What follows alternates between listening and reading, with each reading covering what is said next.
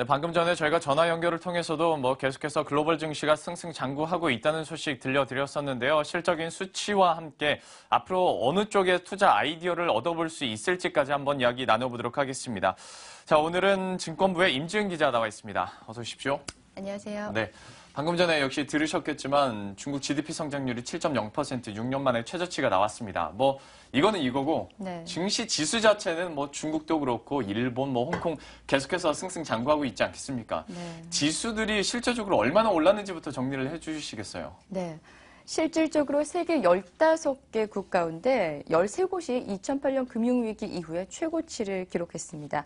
독일과 프랑스, 일본 등 글로벌 증시는 올 들어 두 자릿수 이상 상승세를 나타내고 있는데요. 특히 일본 니케이 평균 주가는 올 들어 15% 넘게 급등하면서 최근 장중 한때 15년 만의 최고치인 2만 포인트를 넘어서기도 했습니다. 예. 중국 상하이 종합지수도 7년 만에 4천선에 안착했고요. 중국 주식시장은 기업 공개를 통해 54억 달러의 자금을 모으면서 처음으로 뉴욕과 홍콩 증시를 앞질렀습니다. 또 상하이와 홍콩 거래소 간 교차 거래 제도인 후광퉁 제도에 힘입어서 홍콩 증시 역시 7년 만에 최고치를 나타내고 있습니다. 여기에 지난해부터 꾸준히 버블 논란이 일어온 미국 증시 역시 호조세를 이어가고 있는데요. 다우와 S&P 500, 나스닥 등 미국 3대 지수는 지난달 일제히 사상 최고치를 기록했습니다. 이에 따라 글로벌 주식시장 시가총액도 사상 최고치인데요. 블룸버그 통신에 따르면 세계 47개 주요 주가지수 중 14개가 올 들어 사상 최고치를 기록하면서 세계 주식시장 시가총액은 5조 달러, 약 5,500조 원 증가했습니다.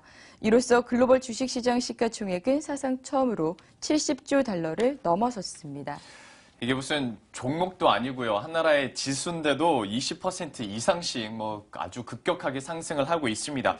이런 글로벌 증시 상승 배경 어디서 찾고 계신가요? 네, 사실 글로벌 경제 지표가 거시적 지표가 그렇게 이렇다 할 개선세가 보이지 않고 있음에도 불구하고 이렇게 글로벌 증시가 달아오르는 데는 세계 각국의 잇단 경기 부양책에 따른 유동성 때문인 것으로 풀이됩니다.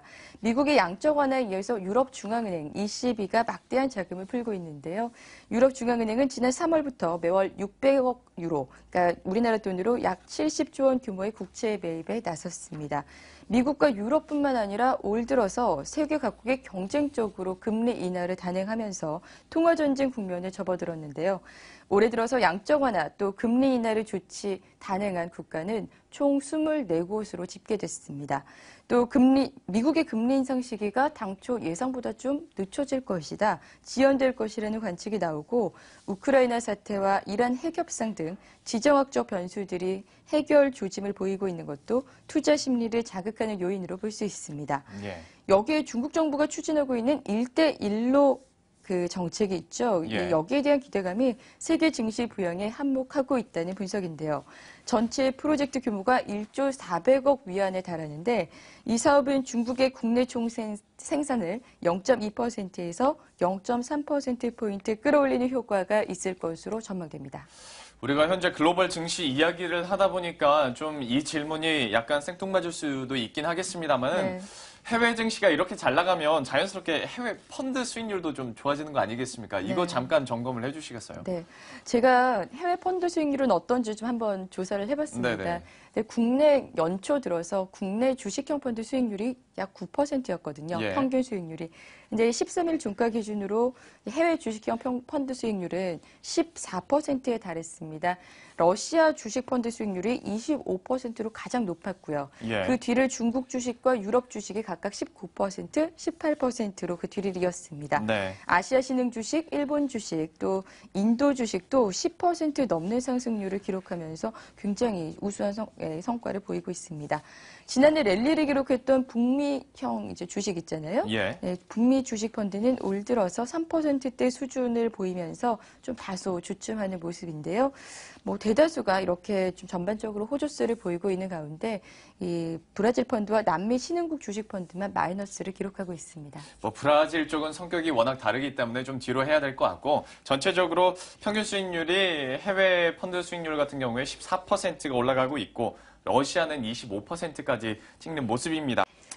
일단 전문가들은 뭐 단기적으로는 중국과 유럽 쪽에 좀 비중을 확대해라. 예. 이런 조언을 하고 있는데요. 일단 유럽의 경우에는 지난 3월에 ECB가 양적 완화를 하면서 돈을 많이 풀었잖아요. 그러면서 유럽 경기 회복 기대감이 굉장히 크고 또 유로화 약세가 되면서 수출이 좀 회복세를 보일 것이다. 예. 이러한 기대감이 더해지면서 유럽 증시로 자금이 유입되는 것 같습니다. 또 중국은 1분기 GDP 성장률이 조금 뭐 다소 안 좋게 나왔지만 2분기 추가 금리 인하 기대감이 좀 더 커질 것이다. 이런 네. 분석들이 나오고 있거든요. 이러한 정책 기대감이 증시의 어떤 하방 지지선을 받쳐주지 않을까. 이런 가능성은 있지만 전문가들은 그때마다 좀 추가 매수하는 전략을 구사해라. 이렇게 조언했습니다. 반면에 미국은 단기적으로 좀 지지부진할 것이라는 전망입니다.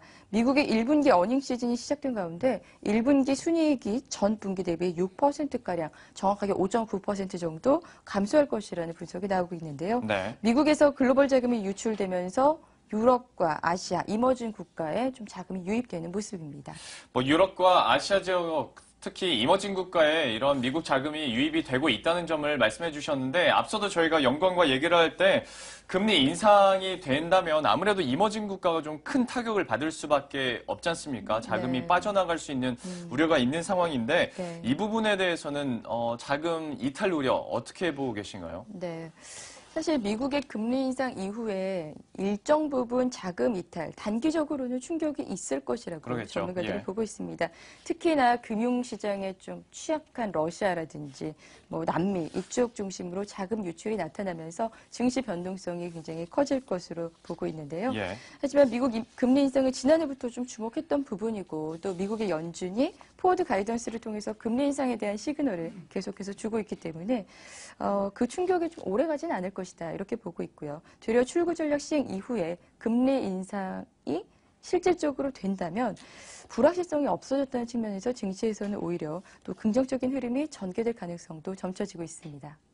자, 그렇다면 이제 마지막 질문 좀 드리고 싶은데요. 투자 전략 어떻게 하셔야 될지 좀 추상적일 수는 있겠지만 네. 구체적으로 좀 말씀해 주시죠.